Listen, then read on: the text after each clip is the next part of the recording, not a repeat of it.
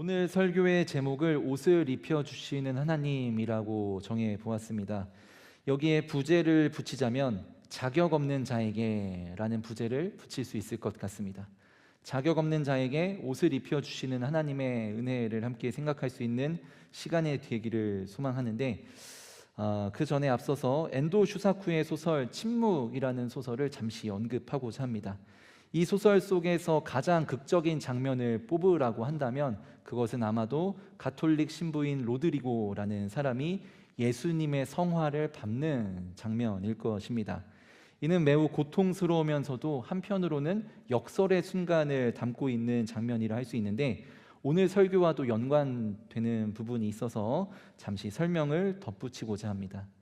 이 로드리고 신부는 끔찍한 순교의 현장을 보게 됩니다. 그리고 그 현장 가운데에서 여전히 침묵하고 계시는 예수님을 바라보며 처절하게 고뇌합니다.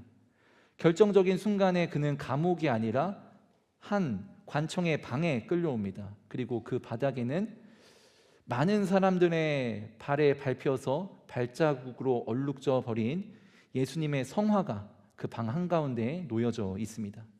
그리고 그의 귀에는 그 칠흑 같은 어둠 속에서 수많은 고문을 당하고 있는 그 그리스도인들의 비명소리가 들려옵니다. 만약에 로드리고 신부가 자신의 신앙을 지키기 위해서 배교하지 않겠다고 한다면 그는 정작 자기가 구원해야 할 신자들을 죽음으로 내몰게 되는 역설 앞에 직면하게 되는 것입니다. 그는 마음속으로 침묵하시는 예수님을 향하여서 고뇌하며 절규하듯 소리칩니다. 그런데 바로 그때 그 침묵을 깨고서 밟히고 밟힌 그 예수님께서 그에게 그렇게 말씀하십니다. 밟아도 좋다. 나는 너희에게 밟히기 위해 이 세상에 태어났고 너희의 아픔을 나누기 위해 십자가를 짊어진 것이다. 예수님의 침묵을 깨는 그 음성 앞에 그는 결국 예수님의 성화를 밟습니다. 그리고 그 성화를 밟음으로써 신부로서 자격 없는 자로 자리매김하게 되지만, 자격 없는 자가 되었던 바로 그 자리에서 역설적이게도 예수님을 만나게 되는 경험을 하게 됩니다. 어쩌면 이 책에서는 자격 없음이야말로 하나님을 만나게 되는 가장 소중한 통로가 아니었나라는 것을 이야기하는 장면이라 할 수 있겠습니다. 오늘 이 이야기를 드리는 이유는 오늘 본문 속에서 우리는 또한 자격 없는 한 사람을 만나게 되기 때문입니다. 그리고 그는 역시나 자격 없음을 통하여서 하나님을 깊이 경험하게 됩니다. 오늘 이 자리 가운데 나아오신 여러분, 그리고 말씀을 선포하고 있는 저도 어쩌면 하나님 앞에 설 자격을 갖추지 못한 사람들일지도 모르겠습니다. 그러나 오늘 말씀을 통해 우리는 가장 자격 없는 자들을 만나주시는 깊이 있는 하나님의 은혜를 경험하게 될 것입니다. 과연 하나님께서 자격 없는 자들에게 어떠한 은혜를 베풀어 주실까요? 그리고 하나님 앞에 나아올 자격이 없는 우리에게 베풀어 주시는 주님의 은혜를 말씀을 통해서 함께 발견할 수 있는 시간이 되기를 소망합니다. 그러기 위하여서 우리가 먼저 생각해 보아야 할 것은 오늘 말씀이 지니고 있는 특별한 배경에 대해서 살펴볼 필요가 있습니다. 오늘 말씀에는 3명의 등장인물이 나타났는데 이 등장인물이 나타나고 있는 배경이 되는 장소가 바로 법정에서의 재판 과정입니다. 3명의 등장인물은 각각 여호와의 천사가 판사로, 그리고 사탄이 원고로, 그리고 대제사장 여호수아가 피고로 등장합니다. 그리고 사탄이 이 대제사장 여호수아를 여호와의 천사 앞에 고소하고 있는 장면이 등장하는 것입니다. 여기서 사탄이 고발하고 있는 대상에 우리가 주목해 볼 필요가 있는데, 그 사람의 직분이 무엇이죠? 대제사장입니다. 이 대제사장이라는 직분은 당시에 이 모든 유대인들, 모든 이스라엘 백성들을 대표하는 상징적인 인물입니다. 즉, 사탄이 대제사장을 고발한다라는 것은 상징적인 의미로 보았을 때 사탄이 모든 백성들을 고발하고 있다라고 볼 수 있겠습니다. 그리고 이것은 더 나아가서 이 사탄의 고소 대상이 오늘날 하나님 앞에 자격 없는 자로 살아가고 있는 우리들을 향하기도 한다라는 것입니다. 사탄은 늘 하나님 앞에서 우리들의 죄과를 상기시키죠. 우리들의 죄를 마치 노트에 적어 놓듯이 낱낱이 기록하고 있다가 이것을 증거 자료로 제출하면서 하나님 앞에 우리가 자격이 없는 자들임을 고발하고 있습니다. 어쩌면 사탄이 이렇게 행동하는 것은 하나님의 인류를 향한 구원의 계획을 알기 때문에 이것을 방해하기 위함이 아닌가 생각해 봅니다. 어쩌면 사탄은 하나님을 말릴 수는 없기 때문에 사람이라도 하나님의 그 부르심 앞에 나아가지 못하도록 방해하는 것일지도 모르겠습니다. 그래서 선택한 사탄의 방법이 무엇일까요? 사람을 죄책감에 묶어두는 것입니다. 죄책감에 묶어두어서 하나님의 구원하시겠다는 부르심 앞에 나아가지 못하도록, 망설이도록 우리들의 발을 묶어두는 것이지요. 어쩌면 지금 이 자리에 계신 분들 중에서도 그 죄책감으로 인하여서 자유롭지 못한 채 하나님의 부르심 앞에 나아가기를 망설이는 분이 계실지도 모르겠습니다. 그런 우리를 향해서 하나님께서는 오늘 말씀을 통해 내가 너를 회복시키겠다라고 약속하십니다. 오늘 말씀을 살펴보면서 특별히 하나님의 은혜를 누릴 자격이 없는 우리임에도 불구하고 우리를 회복시키기 위해서 하나님께서 어떠한 일들을 행하시는지 함께 살펴보겠습니다. 첫 번째로 하나님께서는 우리를 회복시키기 위하여서 먼저 우리를 선택하십니다. 여기서 이 선택이라는 단어가 중요합니다. 왜냐하면 선택은 선발과 다르기 때문에 그렇습니다. 여러분, 누군가를 선발하는 과정이 있지 않습니까? 어떤 사람이 선발되기 위해서는 그가 능력, 실력, 그리고 성과, 업적들을 사람들 앞에 보여주어야만 합니다. 만약에 조금이라도 그 자격이 미달될 경우에는 선발될 수가 없습니다. 사탄은 오늘 말씀 앞에서 이 사람이 하나님의 선발 기준에 부합되지 않는다라는 것을 고소하고 상기시키고 있습니다. 그것이 오늘 말씀 3절에 나타나는데 3절 말씀을 같이 읽도록 하겠습니다. 여호수아가 더러운 옷을 입고 천사 앞에 서 있는지라. 아멘. 사탄은 대제사장 여호수아가 하나님의 선발 기준에 부합하지 못한다라고 고소하고 있습니다. 당시 율법 기준을 따르면은 대제사장에게는 입어야 할 옷의 규정이 있었습니다. 출애굽기 28장을 근거하여서 그들이 이 대제사장이 입어야 할 옷은 거룩하고 정결하고 순결한 옷이었습니다. 그런데 지금 3절의 본문에서 이야기하고 있는 것처럼 대제사장 여호수아가 입고 있는 옷은 어떠합니까? 그 옷은 더러운 옷이라고 기록하고 있습니다. 거룩하지 않은 것을 넘어서서 더럽다라고 표현을 하고 있습니다. 원어적인 의미를 살려서 읽어보자면 오물을 뒤집어 쓴 것 같은 더러움이라고 묘사하고 있는 것입니다. 분명 여호수아는 대제사장으로서 선발되어선 안 될 모습을 지니고 있다라고 하고 할 수 있겠습니다. 이에 대해서 사탄은 고소하고 있는 것입니다. 하나님, 이들은 백성으로서의 역할을 제대로 수행하지 못했습니다. 우상을 숭배했고 하나님의 말씀을 취사 선택하였고 하나님의 말씀을 따르는 것이 아니라 세상의 우상을 따라 걸어갔습니다. 그들은 실패했고요, 그들은 저주받아 마땅합니다. 이들은 회복될 수 없고 하나님의 구원 계획에 동참해서는 안 됩니다. 성전을 회복시키겠다는 하나님의 계획 가운데에도 이들은 함께할 수 없는 자들입니다 라고 고발하고 있는 것이었습니다.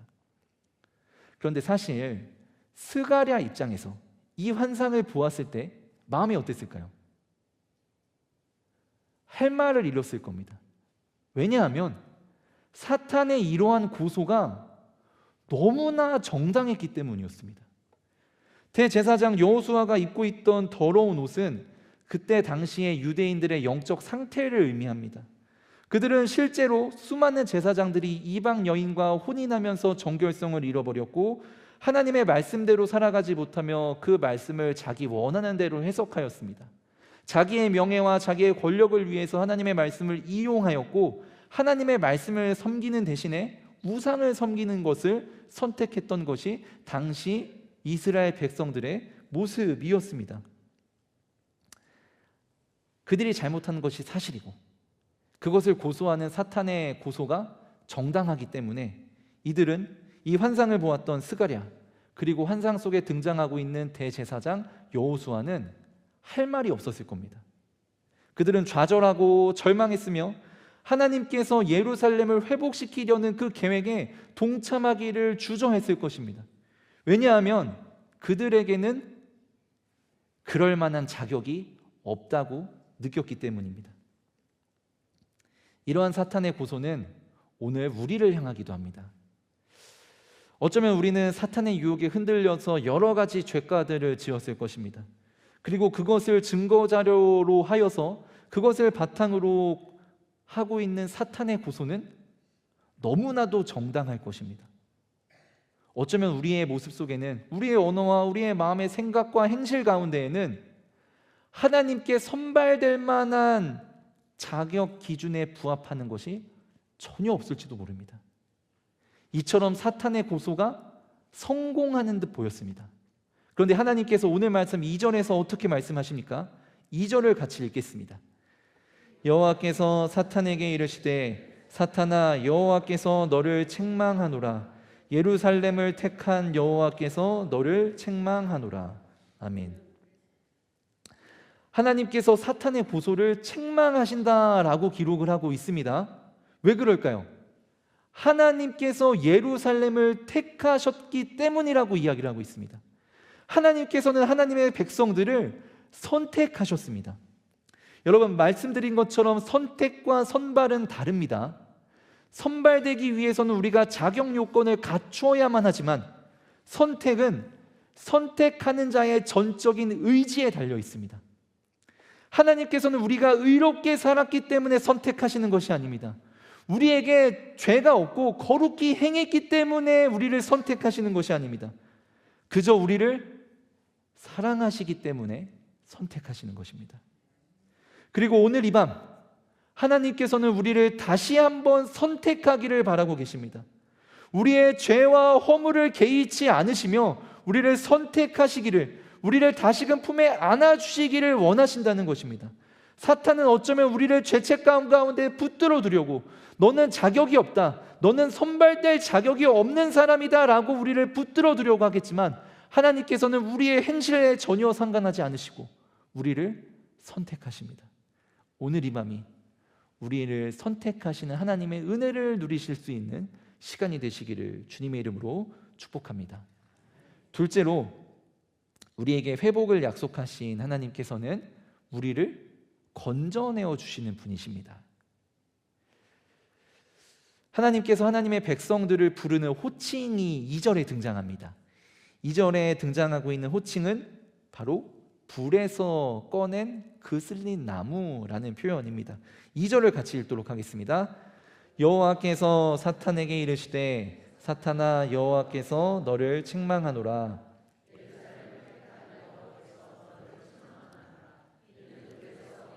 그슬린 나무가 아니냐 하실 때에. 아멘. 여러분, 불에서 꺼낸 그슬린 나무는 어떤 나무일까요? 두 가지로 요약을 해볼 수 있겠습니다. 첫째로는요, 생명력이 없는 나무입니다. 어떠한 열매를 맺을 수도 없고 이 나무 자체로 생명력을 잃어버린 나무입니다. 두 번째는 무엇일까요? 효용성이 없는 나무입니다. 여러분, 이 나무가 불에 그슬렸기 때문에 외관적으로 보았을 때 아무런 효용 가치가 없습니다. 또한 불에 그슬렸기 때문에 내구성은 말로 할 수 없을 만큼 하자가 있을 것입니다. 이것이 바로 이스라엘 백성들의 모습이라고 이야기를 하고 있습니다.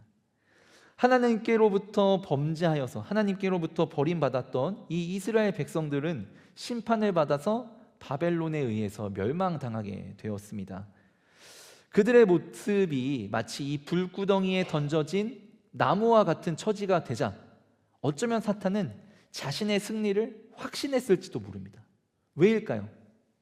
그들이 어떠한 생명력도 지니고 있지 못하고 어떠한 효용성을 지니고 있지 못하다라고 생각했기 때문이었습니다. 그들은 어쩌면 이 사탄의 세력은 하나님의 구원 계획을 스스로 걷어차버린 이 사람들의 어리석음과 무지함을 비웃으면서 축배를 들었을지도 모릅니다. 그러나 사람들은 무지하였어도 하나님께서는 전지전능하신 분이셨습니다. 사람들을 포기하지 않으시고 오늘 말씀의 표현에서처럼 불 속으로 들어가 그슬린 나무를 건져내십니다. 여러분, 우리가 무엇인가를 불 속에서 건져내기 위해서는 반드시 감수해야 할 것이 하나 있습니다. 그것이 무엇일까요? 바로 나의 희생입니다. 뜨거움을 참아내야 하고 위험을 무릅써야 합니다. 어쩌면 화상에 노출될 위험이 있었을지도 모릅니다. 심할 경우에는 생명을 잃을, 목숨을 내어놓아야 할 상황이기도 했을 것입니다. 그럼에도 불구하고 그 모든 위험을 감수하고서라도 그 나무를 꺼내는 이유는 무엇입니까? 그 나무가 나에게 너무 소중하기 때문에 그렇습니다. 그 나무를 잃어버릴 수 없기 때문에 그렇습니다. 그 나무의 값어치를 알기 때문에 그렇습니다. 유성호라는 법의학자가 한 화재 사건에서 사망한 여성을 부검하게 되었다고 합니다. 이 여성은 아파트 화재에서 사망한 여성이었는데 한 10년 전쯤 2015년에 의정부에서 한 아파트에서 화재가 났습니다. 한 어머니가, 젊은 어머니였습니다. 24살밖에 되지 않은 한 어머니가 아이를 보호하기 위하여서 품에 꼭 안고 있다가 화마에 휩싸이게 되었습니다. 아이는 다행히 거의 손상되지 않고 구조되었지만 어머니는 심각한 화상을 입게 되었고 2주 정도 치료를 받다가 돌아가시게 되었습니다. 이 시신을 부검하던 중에 법의학자분의 마음이 먹먹하게 되었는데, 왜냐하면 바로 이 아이의 어머니의 눈에서 눈물 자국, 그 눈물을 흘렸던 흔적을 발견하게 되었기 때문이었습니다. 사실 이 여성분에게는 사연이 있었는데, 이 어머니는 어린 시절에 2번의 입양과 2번의 파양을 경험했던 적이 있었기 때문에 아이를 잘 키워보겠다는 마음으로 열심히 일을 해서 정부가 지원하는 아파트에 들어가게 되었던 것입니다. 그러나 안타깝게도 화재가 발생하여서 아이를 껴안고 그 불길을 헤집고 나왔었던 것이었죠. 어쩌면 이 자기가 살아오면서 외로움을 느꼈기 때문에 최선을 다해서 사랑해주고 지켜주고 싶었던 그 아이가 이제는 자기처럼 홀로 될까봐 두렵고 걱정되는 마음에서 흘렸던 눈물이 아닐까 생각하며 그 부검에 참여했었던 모든 이들이 눈물을 흘렸다고 합니다. 사랑하는 연동의 성도 여러분, 오늘 제가 이 이야기를 드리는 이유는 바로 하나님께서도 하나님의 백성들을 건져내시기 위하여서 같은 선택을 하셨기 때문입니다. 여러분, 하나님이라고 해서 고통이 없으셨을까요? 하나님께서도 우리를 건져내시기 위하여서 희생하셔야 했고 참아내셔야 했고 무엇인가를 포기하셔야만 했습니다. 위험을 무릅써야만 했습니다. 그렇게 자기가 사랑하는, 가장 사랑하는 아들이신 예수 그리스도를 우리를 위해 내어주셨습니다. 자기의 아들을 십자가에 내어주면서까지 위험을 감수하였던, 그 손해를 감수하였던 이유가 무엇입니까? 우리가 하나님 앞에 너무나 소중하기 때문입니다. 우리를 잃어버릴 수 없기 때문이며 우리가 갖고 있는 가치가 무엇보다 값비싼 가치였기 때문이었습니다. 혹시라도 지금 이 자리에 계신 분들 중에 내 가치가 형편없구나, 다른 사람과 비교했을 때 내가 할 수 있는 것은 너무 미미하구나 라고 생각하시는 분이 계시다면, 여러분들의 가치는 하나님께서 자신의 아들을 내어주실 만큼 값비싼 가치를 지니고 있다는 사실을 기억하시기를 바랍니다. 여러분, 사탄은요, 불에 그슬린 것 같이 흠이 많고 상처 많은 우리의 삶을 저주합니다.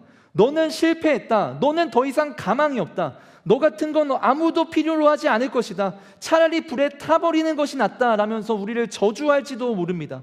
이렇게 모진 말로 우리를 저주할 때 하나님께서 우리를 향해 이렇게 선포하십니다. 나는 너의 값어치를 알고 있다. 너는 여기서 끝날 사람이 아니다. 너의 삶에 계획이 있다. 그래서 내가 너를 건져내었다 라고 우리를 향해 말씀하십니다. 하나님께서는 오늘 이 밤 불에 타버려 그슬림이 많은, 상처나고 해지고 곧 부서질 것 같은 우리의 삶을 건져내어 주시겠다고 약속하고 계십니다. 나를 건져내시는 주님의 은혜의 손길 붙들고 나아갈 수 있는 시간 되기를 소망합니다. 끝으로 우리에게 회복을 약속하신 하나님께서는 우리의 잊혀졌던 사명을 회복시키십니다. 오늘 말씀의 4절과 5절을 같이 읽도록 하겠습니다. 여호와께서 자기 앞에 선 자들에게 명령하사 그 더러운 옷을 벗기라 하시고 또 여호수아에게 이르시되 내가 내 죄악을 제거하여 버렸으니 내게 아름다운 옷을 입히리라 하시기로 내가 말하되 정결한 관을 그의 머리에 씌우소서 하매 곧 정결한 관을 그 머리에 씌우며 옷을 입히고 여호와의 천사는 곁에 섰더라. 아멘. 오늘 말씀 가운데에서 하나님께서는 여호수아가 입고 있는 그 더러운 옷을 벗기십니다. 그리고 손수지은 아름다운 옷을 입히십니다. 마치 이 창세기에서 아담과 하와가 범죄하였을 때 그들이 서로 벌거벗음을 보고 숲풀 사이에 숨어 있었을 때, 그리고 나뭇잎으로 옷을 지어 그들의 수치를 가리고자 했을 때 그들을 위하여서 가죽옷을 지어 입히셨던 사건을 연상하게 됩니다. 이처럼 하나님께서는 이 대제사장 여호수아에게 옷을 지어 갈아 입히십니다. 그리고 그 머리에 관을 씌우십니다. 이것은 이 대제사장 여호수아가 지니고 있었던 죄 가운데 있는 그 수치를 씻으시는 장면인 동시에 그에게 잃어버렸었던 사명을 회복시키시는 장면이기도 합니다. 일반적으로 성경에서 대제사장에게 옷을 입히고 그 머리에 관을 씌우는 장면은 이 대제사장의 위임 예식을 의미하는 장면이기도 합니다. 스가랴가 본 4절에서 5절에 나타나고 있는 그 환상도 같은 의미입니다. 하나님께서는 대제사장 여호수아에게 다시금 대제사장으로서의 직분을 맡기시기 위해서, 그에게 사명을 맡기시기 위하여서 그의 옷을 갈아입히시고 그에게 관을 씌우시는 것입니다. 앞서 말씀드렸던 것처럼 대제사장 여호수아가 어떤 옷을 입고 있었습니까? 더러운 옷을 입고 있었습니다. 그 더러운 옷을 입고 있었을 때 그는 대제사장으로서 어떠한 역할도 직분도 수행할 수 없는 상태였습니다. 그러나 하나님께서는 그를 위하여서 손수지은 옷을 입히시며 그에게 다시금 사명을 회복시켜 주셨습니다. 왜 우리가 어렸을 적을 생각을 해보면 어머니께서 손수 스웨터를 또 조끼를 직접 떠서 입혀주셨던 기억이 납니다. 실을 엮어서 옷을 짤 때마다 그 실과 함께 자식을 향한 사랑을 함께 엮어서 한 코 한 코 자식을 향한 사랑과 정성을 담아내어서 옷을 짜시던 어머니의 모습이 생각이 납니다. 옷을 짜다가도 어느 정도 옷이 제작이 되었는지 알아보기 위해서 자식들의 몸에다가 그 옷을 이렇게 대보면서 옷을 지으시던 어머니의 모습이 말씀을 준비하면서 생각이 났습니다. 그 과정 자체에 자녀를 향한 이 부모의 애정과 정성이 담겨져 있지 않았나 생각을 해봅니다. 문태준 시인의 두터운 스웨터라는 시에도 그 마음을 느껴볼 수 있습니다. 제가 한번 읽어보도록 하겠습니다. 중간중간 읽겠습니다. 엄마는 엄마가 입던 스웨터를 풀어 누나와 내가 입을 옷을 짜네. 엄마의 스웨터는 얼마나 크고 두꺼운지 풀어도 그 끝이 없네. 엄마는 엄마의 가슴을 헐어 누나와 나의 따스한 가슴을 짜네. 사랑하는 연동의 성도 여러분, 오늘 이 시간 우리의 아버지가 되시는 하나님께서도 바로 이와 같은 마음으로 우리의 옷을 갈아입히시기를 원하고 계십니다. 우리를 위하여서 사랑으로 한 코 한 코 옷을 지어서 그 실 하나에 우리를 향한 사랑을, 그리고 그 바느질 하나에 우리를 향한 기대를 엮어서 우리의 사명을 다시금 시작할 수 있는 옷을 입히시기를 원하신다라는 것입니다. 그렇기에 우리는 죄의 유혹에 무너지고 또한 죄로 인하여서 더러워졌었던 우리의 예전의 옷들을 벗어버려야 합니다. 하나님께서 오늘 우리에게 입히시기를 원하시는 사명의 옷이 있다면 무엇일까요? 가정과 직장과 공동체 안에서, 교회 안에서 우리가 다시금 감당해야 할, 우리가 잊고 있었던, 잊혀졌었던 거룩한 사명이 있다면 그것은 무엇이겠습니까? 때로는 그 사명을 이루며 살아가는 것이 힘에 겨워 무너질 때도 있습니다. 어쩌면 우리는 오늘 이후에 이 예배를 마치고 예배당을 나서며 삶의 자리로 돌아갔을 때 다시금 죄 가운데로 돌아가게 될지도 모르겠습니다. 어쩌면 우리가 습관적으로 지어왔었던 그 행동들을 다시금 반복하게 될지도 모릅니다.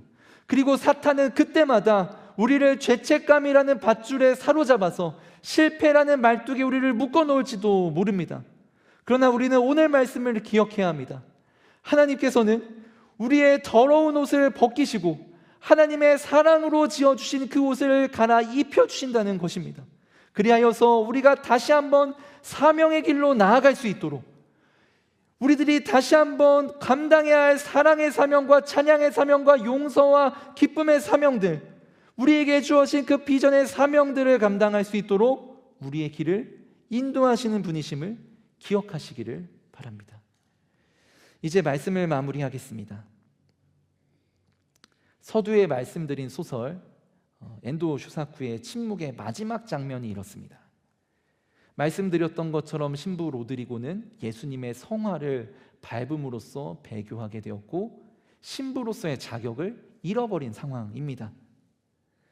그런데 일본에 더 이상 신부가 없어서 고해성사를 할 수 없는 상황이 되자 그는 그에게 고해성사를 하기 위하여 찾아온 이를 위해 고해성사를 그에게 주었습니다.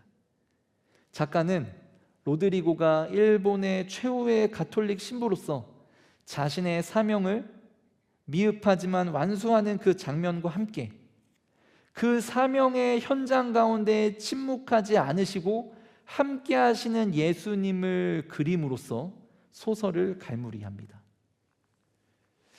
사랑하는 연동의 성도 여러분, 이와 같이 우리도 하나님의 은혜를 누릴 자격이 없는 자들일지도 모릅니다. 그럼에도 불구하고 하나님께서는 자격 없는 우리들을 위하여서 하나님의 크신 은혜를 베풀어 주십니다. 우리를 선택하십니다. 그리고 우리를 건져내십니다. 그리고 우리에게 다시금 사명을 완수하기 위하여서 우리의 옷을 갈아입혀 주십니다. 오늘 이 밤이 우리를 회복시켜 주시는 하나님의 사랑을 의지하여 나아갈 수 있는 시간이 되기를 주님의 이름으로 축복합니다. 우리 이 시간 함께 찬양하며 나아갈 때 자격이 없는 내 힘을 의지하는 것이 아니라 우리를 구원하시는, 우리를 선택하시고 건져내시고 다시금 사명을 회복시켜 주시는 예수 그리스도의 보혈을 의지하며 나아갈 수 있는 시간이 되기를 소망합니다.